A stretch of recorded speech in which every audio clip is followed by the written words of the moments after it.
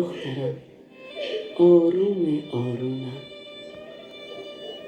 این آرامش سهم منه، سهم هممونه. بالاخره یه جایی همه به این آرامش میرسن.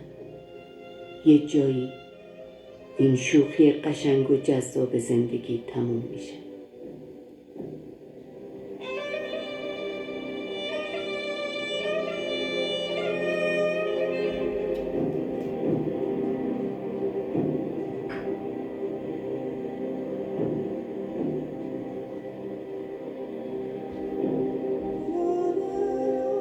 اون وقتی که باید در آرامش بشینی و دوباره تماشاش کنی.